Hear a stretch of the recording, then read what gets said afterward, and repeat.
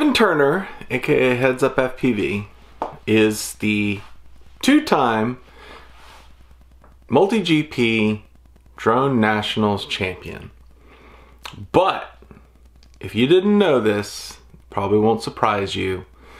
The #1 goal on every single race he is in is beat Alex Vanover. I'll let him tell you more about it.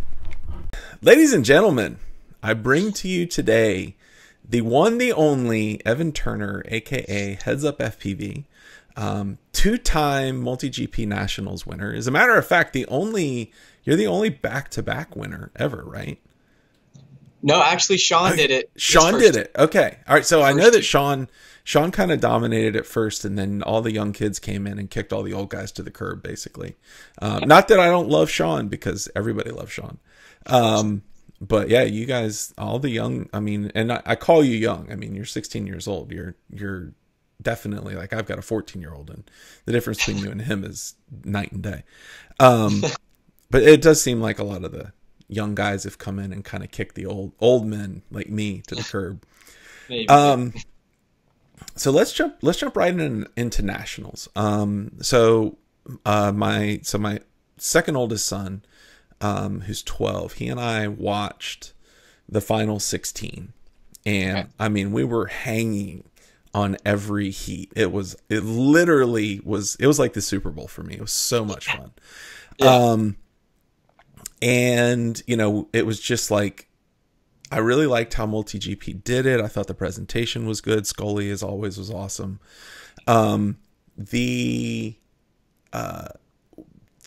We'll get into this later, but definitely you could tell that you were a lot smoother than most everybody else, which was, I thought, very interesting. We'll dive into that later. But so, you know, you are a two-time MultiGP Nationals winner. You did it back-to-back. What was the feeling like when you won it the first time versus winning it now? That's a tough one. So I'd say we'll go back 1 year. So my first nationals was 2017, which was the year that I got to watch Alex Vanover pass the finish line and win that one. That was my, I'd say, first big race was the 2017 nationals. It was in Reno, Nevada, at the big airport at the air race, and so that was a crazy experience. I got 10th at that one, and it was like a really big eye opener just to see all these guys that I'd seen on, like, posting their videos on YouTube and things like that. So that was really, really cool. So after that, I was really motivated to push on and things like that. So I started practicing more, pushing more, going to more events, doing as much as I can to like better and compete better in the coming years. So it comes around to the regional series. I believe that's what it was in 2018, which is where they had the regional finals, I think. So there were 6 series, and then you do a regional qualifier, and then a regional final, and then the nationals. They changed that format this year, didn't they? Yeah, so they've changed it about every year, I think. But so that year it was regional qualifier, and that regional qualifier I did not do very well on. I think I might have been in the top 10 in 2018, maybe top 5, something like that. So that wasn't where exactly I wanted to be, but I was happy that I was in the top 10, staying competitive. So it's definitely an improvement over what I'd done the previous year. I'd say the event that really put me on the map actually was 2018 Sebring. So that was the one in Sebring, Florida, and that was the one. No one really knew who I was. I got 10th at Nationals the previous year. I came into Sebring, was the TQ, went all the way through the brackets, dominating. There was a few like the missed lap race and things like that kind of people got to know my name. And then that one, I actually crashed in the finals. Most people know, like, hit the final gate or whatever, and BMS Thomas won that one. I got 7th. So people knew who I was by this time, I'd say, and I got a ton of crap, but I'd say Sebring was the biggest motivating event for me. That really made me just like buckle down. It's like, all right, I want to be really good at this. And it was just like, I knew that I had the speed to beat everyone at that event, but it's just I didn't have the race experience, and I just wasn't able to keep my calm and win that race. So I really buckled down after Sebring to just get through and hopefully win nationals or just do well at nationals, just to show people that I could compete under the race pressure. And so going into nationals that year, I had won my regional final, which I was really happy about. And then I had the fastest lap, the fastest time, all the fastest times in the regional final. So So I was going in as a TQ, and that was a bit intimidating. Of course, it's always good to go in as the top qualifier. However, the previous year in Nationals, Andy Marichilian, Serge Marichilian's son, he went in as a TQ, and he ended up getting like 40th or something. So everyone was like, oh, maybe he'll be like Andy or something like that. So I had a lot of pressure there, and a lot of people were really watching me to see what I did, especially going against Vanover, who had also had an amazing year of flying. And, me and Vanover have been back-to-back competing for what seems like my entire drone racing career. But we went there, and it was really just me and him battling out through qualifying the whole time. Like, he would beat me, then I'd beat his time. He'd beat me, and it was just overlapping every single time. We were both watching each other's DVR. There was, like, the silent trash talking, like the glares, all kinds of things like that. And, like, we're great friends off the track and stuff, but at that kind of level, when everyone's watching you and you guys have kind of separated yourself, especially at that first one, it was just everyone you knew was watching you and this other person. So that one, and I have to admit, like, I went into that race and I told this, so I don't know if I should say this, but I went into Nationals, and I kind of, people asked me what I expected and stuff, and I said I'd be happy to be the 199th place as long as Vanover was 200. So obviously me and him are very competitive, and I'm sure he has a similar mindset. Like, we both just want to beat each other, because it seems like it really does. Like, every event we just rotate, we alternate back and forth, and it just seems whose race it is, who's more prepared, things like that. And luckily so in qualifying, it started off already just crazy competitive. In qualifying and practice, he was going faster than me for sure. But and then I beat his time, and then the very last round, he was round 5 and I was round 6. So that meant that he went, and I was a TQ at the time, and he beat my time by like 3 seconds or something. And he got up and he was screaming up in my face and things like that. And so I was, of course, very motivated, especially because of the way he came up and got in my face and stuff like that. I'd say motivated is a good word for that. So I went up, and I just kind of looked over at him and just said, all right, let's go. And I put my goggles down, and then I was able to beat his time by like 7 seconds or something. Oh my gosh. It was crazy. Everyone was freaking out because, and I know Alex Campbell will watch this, but I was on the phone with him after every heat, it seemed like, because he wasn't at that Nationals, and he was like, oh, you got to get him, So he told me to get these 1,500 6S packs, which are humongous batteries, because it was a 2-minute finish your lap series. And my quad was very fast, might not have been the most efficient, but I just needed the finish. So he told me, and I hadn't practiced at all with it, he said, just put that 1,500 on there, overcharge it all the way, and just fly it like a simulator is what he said. So I overcharged. I put the big freaking battery. I think the battery weighed more than my quad or something, but I put it on there, and I was like, it's now or never. So I went on there, and Vanover was standing right behind me, like the spectator area, and I could hear him be like, oh, no, not at this pace he can't finish. His quad won't be it. Look at his voltage. Look at this. And so I decided that, so I was just staying in it, and then right at the end I could feel it dying, and everyone was starting to like ooh and ah and whatnot. But my quad literally powered off as I was tumbling through the finish gate. And so everyone erupted. I just looked over, and of course, Vanover got up in my face, so I just turned around. And I'm not a very in-your-face person. I like to just fly. Like, I don't like to talk trash, but I just like to show off on the sticks or whatever. So I just, I took my goggles off. I looked at him, and I just went and got my quad or whatever. And everyone else was doing the talking for me. So then it went into the brackets, and it was freezing cold in Vegas that year, and there was the DRL contract on the line. I knew I wasn't able to get it that one because I was not 18, but Vanover was, so he had a lot on the line because he wanted to earn that contract, and everyone else did too, so they had extra pressure on them. But we went through the brackets, and since I was 1 and he was 2, we really started at opposite ends of the brackets, and we worked in. And so we met in the semifinals, and that was the first time I raced them, which was the one right before the finals. And I was the ace to chase, I guess that's what Stoli calls it at that time. So I was the TQ, and I'd won every race through there.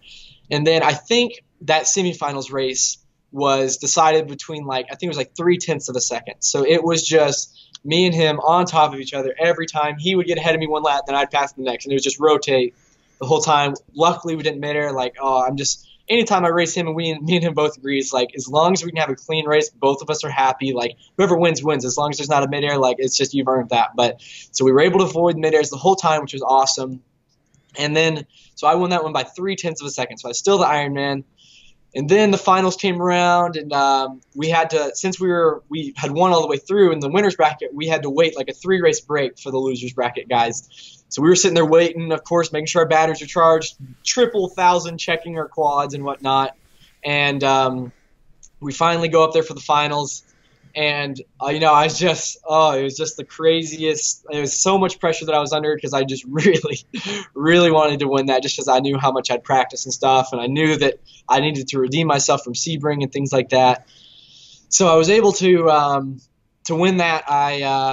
I finished the 4 laps. He was right on top of me the whole time. And then he went for the pass right at the end. And it was just both of us were just pushing as hard as we could, and then I was able to make it through the gate, and he clipped it or whatever. So it was just couldn't be any closer. And then we both went through. He got second, so we didn't crash out, which was good because I would have hated to see him like not get the position he deserved. So he got second, I got first. We both went full throttle, disarmed our quads just because we were so exhilarated from that crazy heat. But it was just, I mean, the feeling like you asked. I mean, it was just.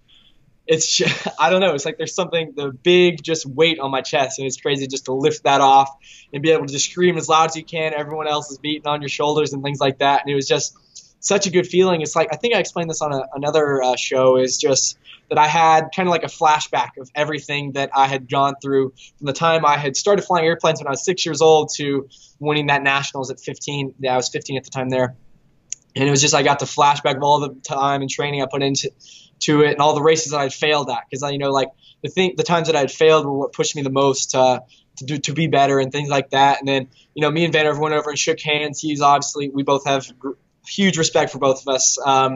And you know, it was just like we settled it like men. There were no mid-airs. We just went for it, and the winner came out on top. So, you know, everyone was super excited. Vanover was able to get the DRL contract, which I think was amazing. He obviously did amazing on the show. He did. And so yeah, I think that year was a win-win because I was able to win. And I was super happy. He got the DRL contract and succeeded above anyone's expectations on DRL, and I think it was really, really awesome. So yeah, as far as the feeling, like I've said this multiple times. It's something I'll never forget. You know, it's just that crazy feeling of it's on live streams. People loved it. Just the people screaming and cheering for you. It's a feeling that you'll just never forget. And I hope I get to experience it many more times. And I hope everyone gets to experience something like that. But yeah, it's just something that not many people get to experience, and I just really, really am happy and blessed to experience something like that. So I wanna back up for just a second and talk about the rules that you're racing under, because you said things like Ironman and Chase the Ace, and for the folks that have not watched a lot of racing, MultiGP operates under there's the Ironman, right? And the way that you designate the Ironman is if you're the TQ and you win all the races going through the entire bracket, you go into the first round of what's called Chase the Ace, which we'll define that in a second, as the Ironman. And if you win the first round of Chase the Ace as the Ironman, that's it. It's over. Now, in Chase the Ace, and correct me if I'm wrong because I'm not a racer, if there is no Ironman, or if the Ironman doesn't win the first round, then it falls back to whoever wins two. Is it 2 consecutive or 2 total? Just 2 total. 2 total heats.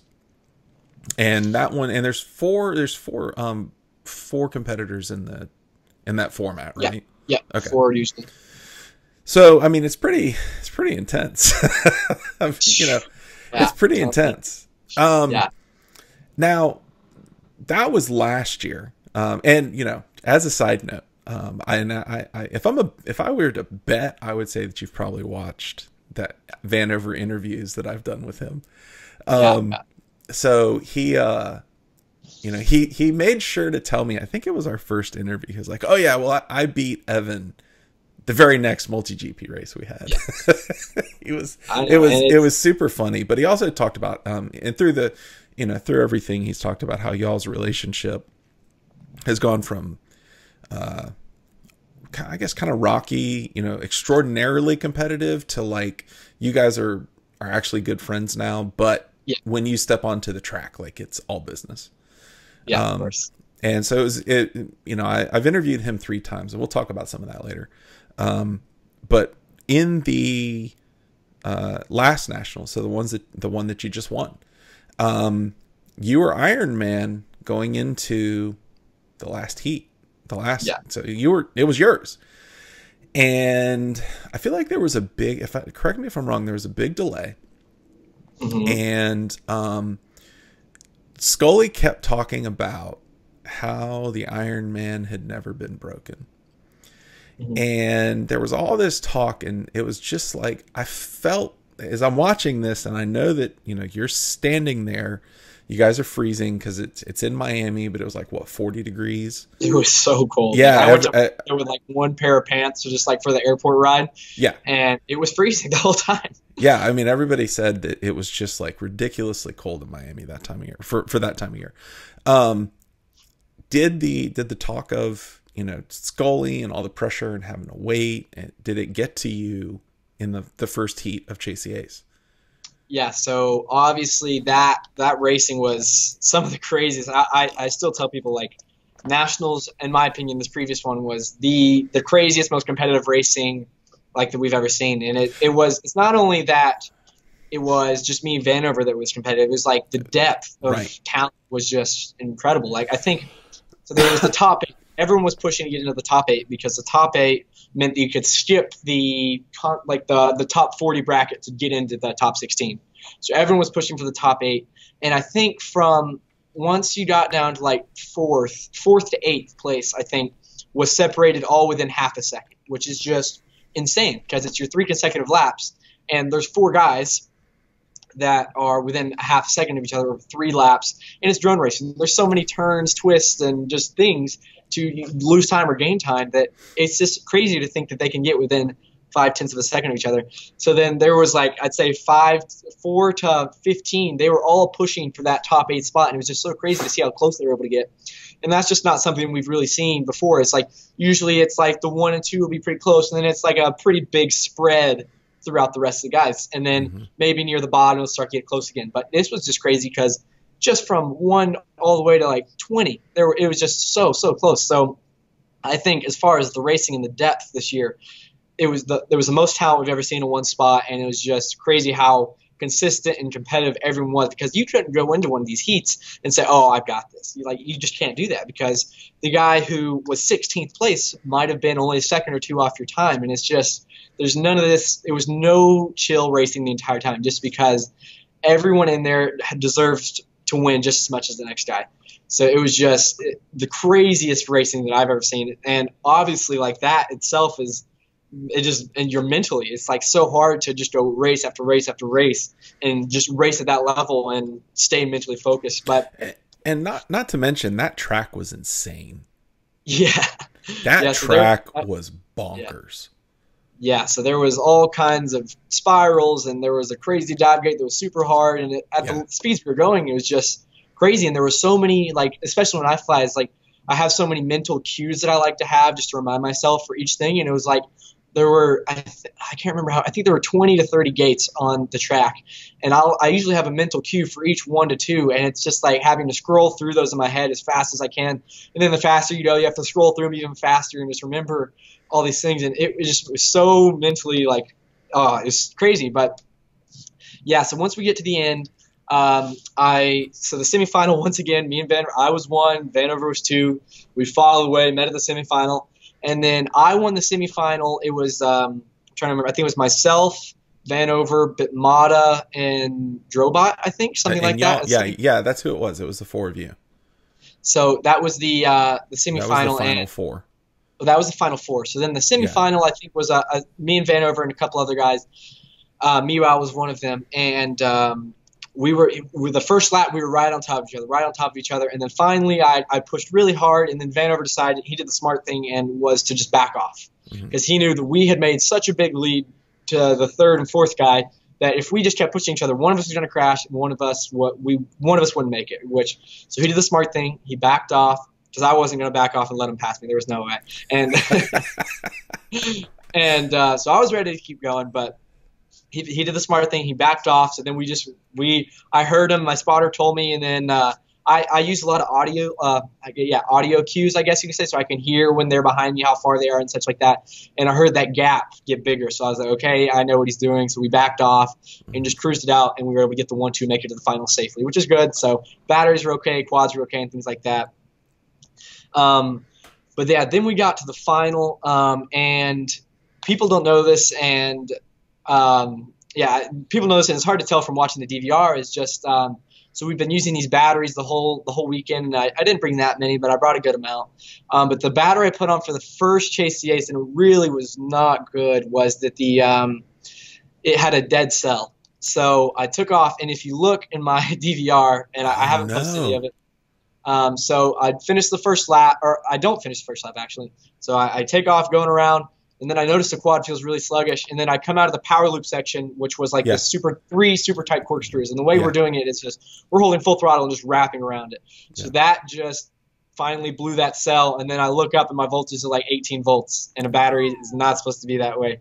So we were holding it full throttle going around that sweeper, and I hit the ground. So people don't know that, but that was a big issue, because I was right behind Vanover and stuff, and it could have been ended right there, but that cell, and that was my fault. I could have checked the IR or something like that, and some things like you can't predict, and that's what drone racing is. There's a lot of luck behind it. Like motors can go out ESCs, etc., but unfortunately, luck was not on my side, and I had that cell go bad. Like I said, a lot of people don't know that. You can't really see the number in the feed or whatever, but so that battery went bad. I was obviously very frustrated because I looked up and I knew immediately what had happened, because it was cold, and I mean, it was a perfect storm really for a battery to do something like that. So Vanover won, and it was a lot like, it reminded me a lot of 2018 Nationals, of when he beat my TQ time, and he just got in my face, did the whole Vanover thing, I guess I'll call it, and it just puts the fire behind my eyes, I guess, and so I was just like, there's no way I'm gonna let him beat me, and I just told myself that. I was like, no way, because I knew if he beat me again that it'd be over, and that he broke the Iron Man. So of course Scully's going on and on about how the Iron Man's broken, and Vanover's all screaming in everybody's face, and I was of course not happy about it, because I knew it happened. Right. But I didn't say anybody. I wasn't gonna try and make excuses about how my battery died or things like that. I just went, put my quad down, got another battery, checked the cells that time, and I just checked my props, made everything was good, and I was the first one out to the start stand. I was just waiting. I was like, all right, it's on now. So then I went back out there again, and Vanover was all confident out there screaming like, all right, guys, this is it. Like, it's a good one, and just, trying to get in my head and stuff, And I will say this, in all my conversations with him, it is very apparent that he plays deep mental games. Yeah, I mean, exactly. He wants to be in your head. Yeah, and we both do that, I'd say, and I try, and I don't like to be the one who's up in your face and things like that, and he does, but I just like to just, I won't say anything. I'll be like a silent killer, I guess you could say. I'll just be quiet. I won't say anything. You can say whatever you want to me, and I just want to go out there and prove it on the sticks. And so that second round, he was up on my face trying to do the same thing, and I just after that, it's just the look, I guess you can call it, after he beat me or whatever, just the, oh, I got you now look. It's just, I wasn't going to let that happen again. So I just put it down, and then it was just pure like anger going into it, and I just went for it. So I was able to get out in the lead, and then him and Thomas Mata had a midair.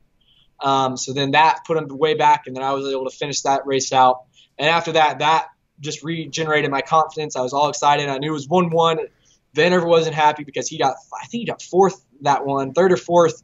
So he knew that put him in a pretty bad spot for Chase the Ace when it comes down to it at the very end, whether or not the winner there is.